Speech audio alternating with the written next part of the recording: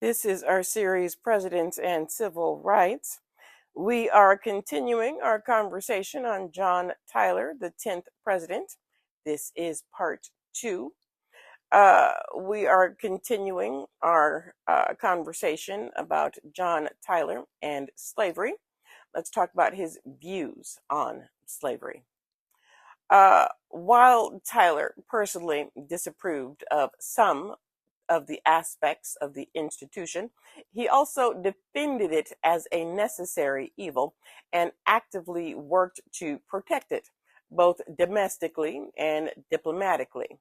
While he supported the end of the African slave trade, he worked to protect Southern interests and resist abolitionists' influence.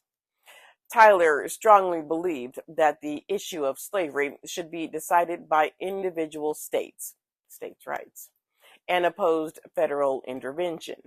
He voted against bills restricting slavery in territories and the Missouri Compromise of 1820. Tyler supported the expansion of slavery into U.S. territories, believing it would improve the condition of enslaved people by increasing demand for their labor. How does that make sense? How how does that make sense? But I digress. Tyler opposed the recognition of Haiti as an independent nation, fearing slave insurrections in the Caribbean could threaten the American South. He allegedly supported destabilizing Haitian revolutionaries. He vehemently opposed abolitionism, calling abolitionists deserving of the deepest curses and their publications seditious and incendiary. He allegedly supported destabilizing Haitian revolutionaries. In a letter to his son Robert, Tyler wrote that abolitionists, uh, who he loathed, he opposed abolitionism, but he wrote that abolitionists deserve the deepest curses of the patriot for having put in jeopardy the noblest and fairest fabric of government the world ever saw. When I think of it, all the milk of my nature is turned into gall. That was deep. Tyler also declared that abolition was the antagonist of that which we cherish. It invades our hearth, assails our domestic circles, preaches up sedition, and encourages insurrection. I denounce it, and this society denounces it. He had emotions. On January 10th, 1838, Tyler was elected president of the Virginia Colonization Society, a group that advocated the relocation of blacks to Africa. Yeah. In his acceptance speech, Tyler said that God works most inscrutably to the understandings of men. The Negro is torn from Africa, a barbarian, ignorant, and idolatrous. He is restored, civilized, enlightened, and a Christian.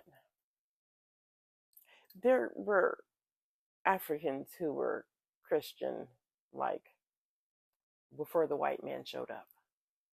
You know that, right? Okay.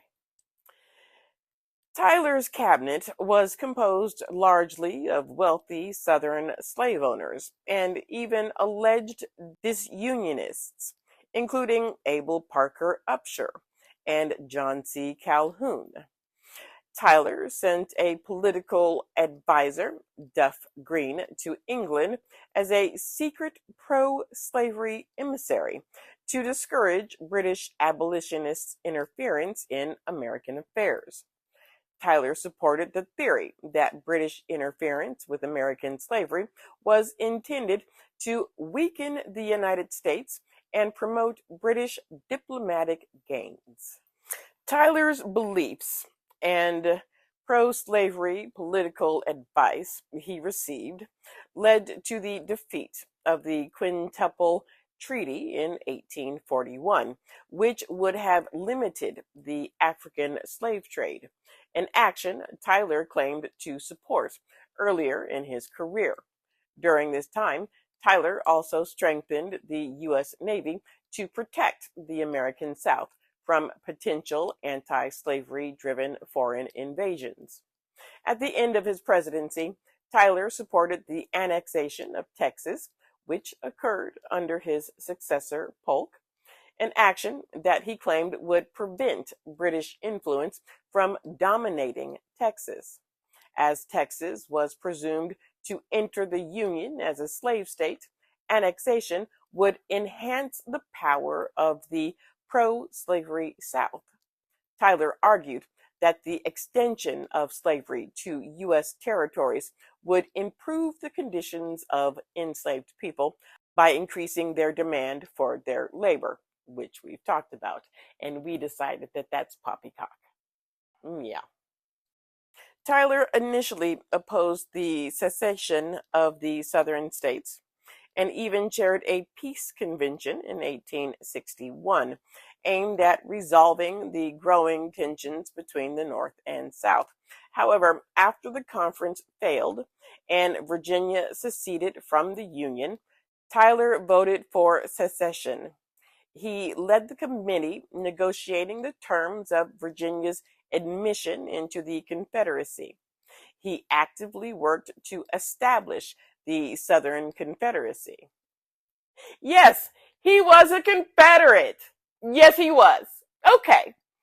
He served in the Provisional Confederate Congress and was later elected to the Confederate House of Representatives.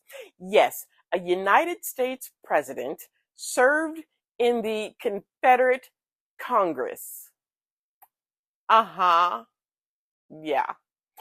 But, well, actually, technically, he died before taking his seat, but he was elected to the House of Representatives in the Confederate Congress. Tyler remains the only United States president to have openly sided with the Confederacy, and his legacy is significantly impacted by this support. You think?